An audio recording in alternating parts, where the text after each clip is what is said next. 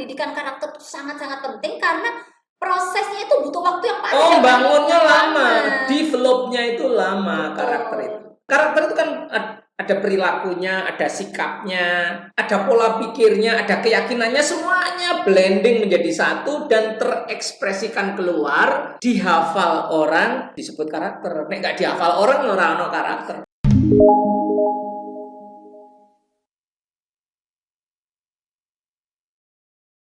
Assalamualaikum warahmatullahi wabarakatuh. Waalaikumsalam warahmatullahi wabarakatuh. Jumpa lagi dengan kami di Move Up TV bersama saya Zakia Joban dan Jumala Multaza. Sahabat muda, topik kita kali ini masih membahas tentang pengembangan karakter untuk anak. Dan ini kalau ini kita akan lebih mendalam tentang pentingnya pengembangan karakter untuk anak-anak. Sahabat muda, karakter ini merupakan sesuatu yang melekat pada seseorang. Kita melihat cerminan seseorang itu dari karakternya. Bagaimana orang tersebut berperilaku, berpikir, berpola pikir, bersikap, mental, sikap ini tercermin di dalam karakter. Nah, ini sahabat muda menunjukkan betapa pentingnya nih karakter ini sangat-sangat penting. Bahkan porsinya nih Pak Jumala, pentingnya karakter itu melebihi pentingnya keterampilan soft skill dan melebihi pentingnya sekedar hard skill. Nah, jadi karakter ini porsinya udah paling atas ya Pak ya, karena memang di dalam karakter itu tercermin kehidupan seseorang itu dari karakter. Nah, ini kita tanya Pak Jumala, pentingnya karakter Pak, maksudnya dari karakter itu penting banget itu tuh seperti apa Pak ininya gambarannya? Gambarannya begini. Aku sudah pernah ngomong ini ya belum ya, tapi tak ulangi lagi ya. Saya itu kan 3 tahun mimpin SMK Telkom Purwokerto dan saya tahu betul apa yang diinginkan oleh perusahaan terhadap anak-anak kami lulusan SMK itu ya. Mereka selalu mengatakan, loh Pak, masih diadakan tes Pak, apakah percaya atau SMK? Loh, saya sangat percaya Pak, saya tidak ada urusan tentang kemampuan teknis anak-anak sini. Jadi hard skill dan soft skillnya sudah tidak diragukan ya? Terutama hard skillnya, yang dia sangat tidak meragukannya, terutama hard skill. Hard skill, Pak, kemampuan teknis anak SMK Telkom saya nggak ragu. Nah terus kok Bapak masih melaksanakan tes? Saya ingin mendapatkan anak-anak yang punya karakter terbaik.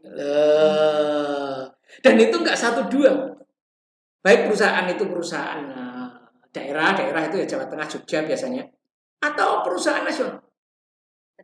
Dia selalu minta yang punya karakter bagus. Itu gambarannya ya.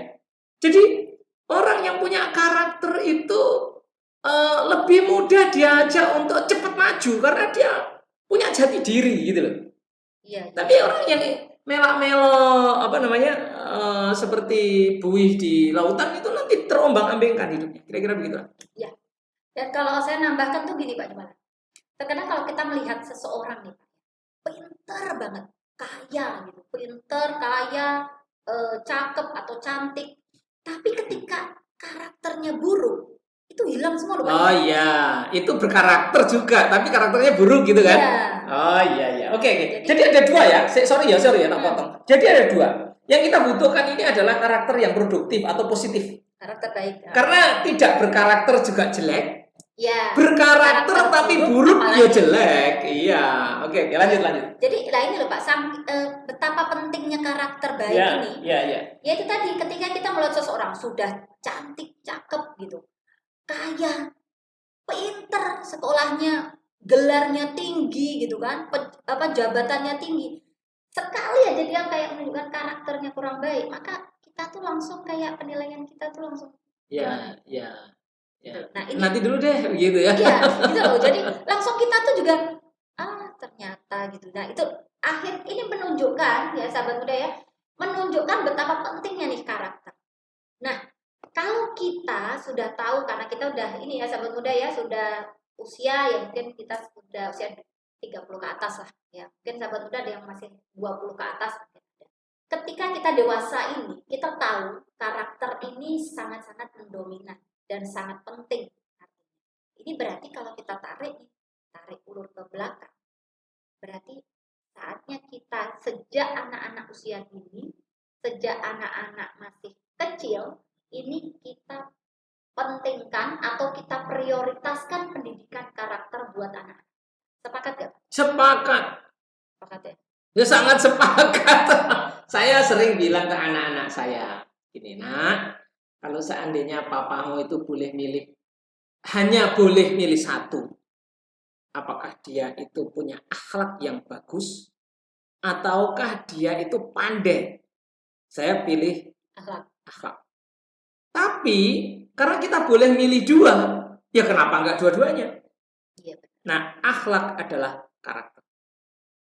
Saya kalau ngomong sama ini Pak Zen itu, sama Zen, saya bilang Zen, sepinter apapun Zen, sesukses apapun, kalau karakternya buruk gitu Zen, sia-sia Zen.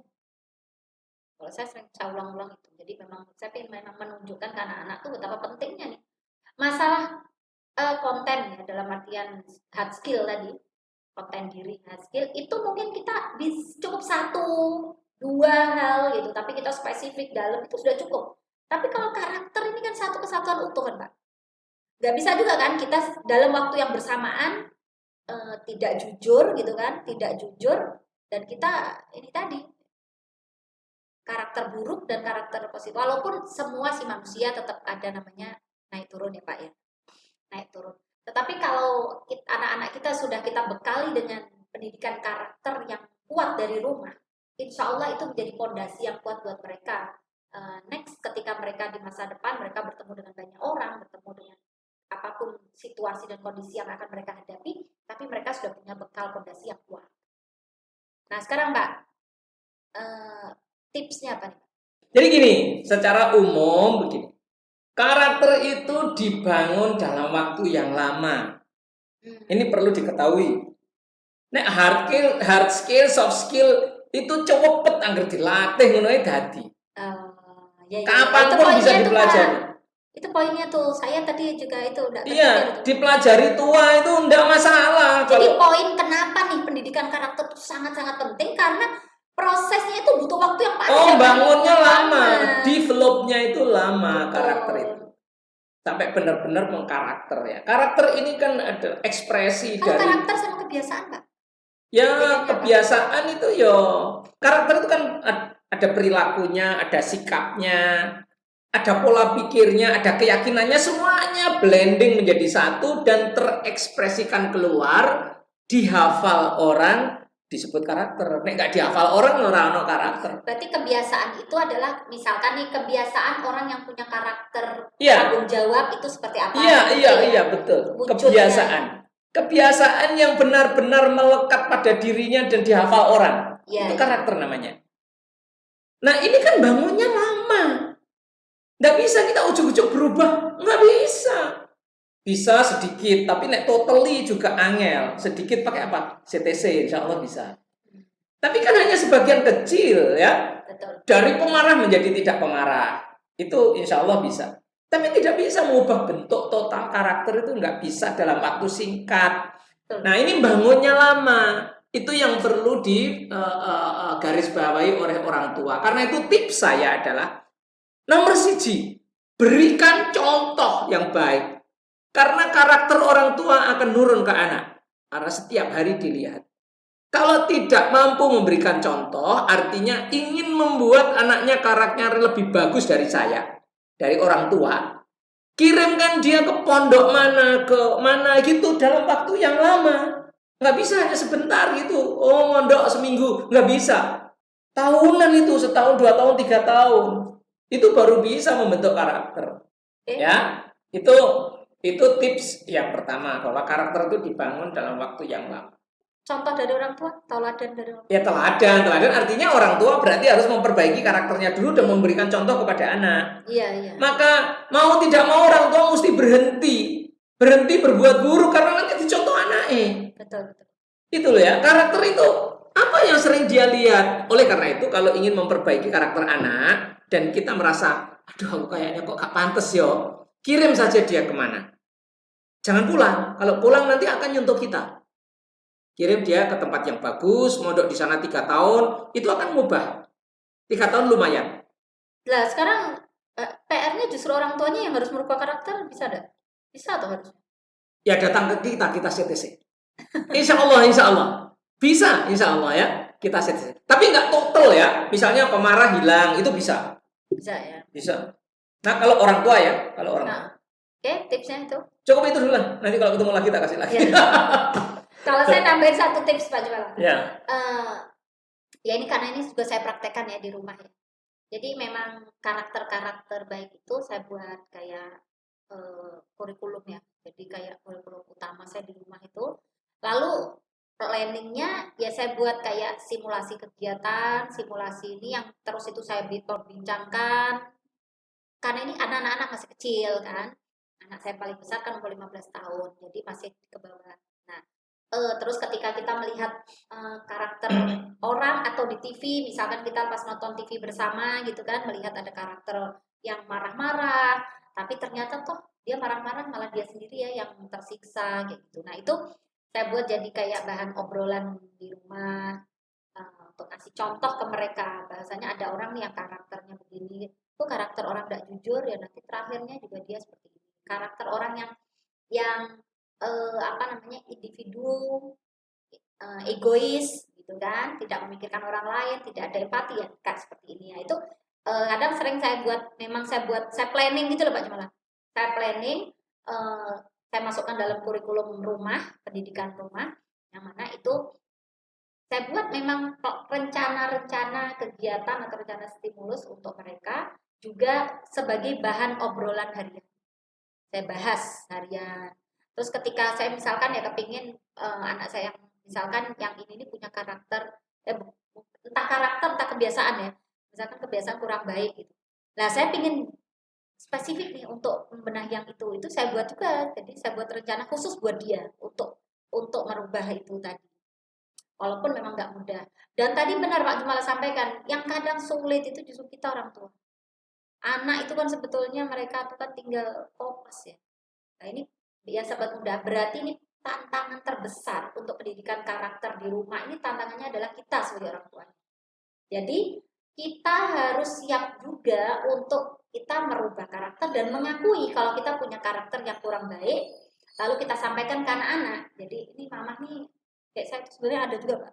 Saya ada beberapa yang saya tuh memang ngakui ke anak-anak karena saya tuh susah gitu merubah. Saya akhirnya udahlah, tak pikir-pikir saya itu juga susah banget. Ya, aku ada kelingan. Saya ingat ada tips satu lagi ya. Oh, ya. Kepancing itu, dengan. Saya sampaikan ke anak-anak akhirnya, ya mama tak maaf ya, tapi tolong kalian jangan niru karena mama ini aja mau ngerubah ini udah susah nih, mama tuh sulit banget. Dan mama tuh terganggu dengan karakter mama pengen merubah. Nah kalau kalian melihat nih mama ini jangan ditiru karena ini karakter yang memang gak bagus. Nah, itu saya lebih baik akhirnya saya sampaikan ke mereka Pak.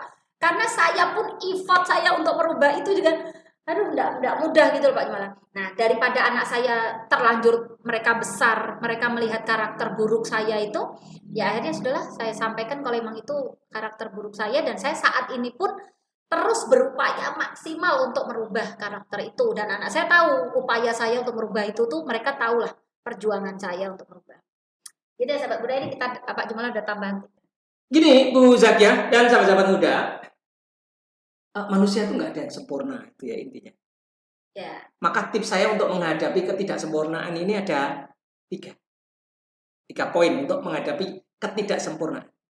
Satu adalah kembangkan yang karakter Anda sudah kuat. Tonjolkan semakin mengkarakter, semakin kuat ya. Jadi tonjolkan karakter yang sudah karakter positif yang sudah kuat. Biar dominan ya. Iya, biar dominan. Nah. Karakter positif yang sudah kuat. Artinya karakter positif itu karakter yang produktif. Apapun itu. Mau jujur, mau rajin, mau teguh pendirian, mau apa ya, pokoknya yang positif. Ya, teguh pendirian itu yang persisten itu loh. Terus ya, kedua, biarkan karakter yang lemah, biarkan. Nggak usah pusing meskipun orang itu kok keren ya, dia bisa begitu, aku kok nggak bisa. Nggak usah pusing. Karena setiap manusia oleh Allah dibekali dengan talenta-talenta atau kelebihan dan kekurangannya. Iya, kelebihan dan kekurangannya. Nah, yang ketiga adalah mau tidak mau karakter buruk yang mengganggu orang dan melanggar syariah itu harus ditekan. Misalnya contoh, pemarah. Pemarah ini kan mengganggu orang banyak. Nah, itu mesti didandani. Nah, insya Allah biidnillah, kita ini punya teknik yang namanya kreatif trauma cleansing yang bisa mengubah karakter instan. Tapi ya tidak banyak ya. Misalnya pemarah bisa hilang pemarahnya. Pencemburu bisa hilang pencemburunya. Lu pencemburu kan bagus, tapi ini overdosis ya, mengganggu itu. Ya, kalau sedikit-sedikit itu kayak garam itu enak. Cemburu itu kalau kayak garam enak sekali. Tapi begitu dia terlalu banyak garam ya nggak iso dimakan. Iya. Gitu. Jadi sifat yang sangat mengganggu dan dominan menonjol itu karakter. Nah, itu bisa dihilangkan. Jadi tips saya ulangi. Pertama adalah karakter positif yang sudah kuat, tonjolkan sekalian biar makin produktif. Terus karakter yang lemah sudah biarkan saja, itu mungkin bukan potensi kita. Tapi karakter yang sudah mengganggu orang banyak, nah itu memang harus diperbaiki ya, diperbaiki upayanya apa saja. Dan salah satu di antara yang kita tawarkan adalah dengan terapi kreatif trauma cleansing ya, dengan CTC. Nah, itu juga diberlakukan untuk anak. Anak ini kuat dalam apa? Udah dikuatin aja sekalian. Iya, betul. Ya, kira itu. Tepat sekali ya sahabat muda ya. Jadi ketika kita sudah melihat nih ada karakter-karakter anak yang memang kuat, itu kita fokus di situ. Sekaligus juga kita mengantisipasi karakter-karakter yang buruknya itu untuk tertutup dengan karakter baiknya. Karena memang toh manusia tidak mungkin sempurna 100%. Oke gitu sahabat muda. Kami tunggu komentar dan kami tunggu juga respon. Dengan senang hati kami ingin mendapatkan masukan dari para sahabat muda semua yang sudah menonton video ini. Dan sampai jumpa lagi di video berikutnya. Jangan lupa subscribe dan bunyikan lonceng. Akhir kalam. Assalamualaikum warahmatullahi wabarakatuh.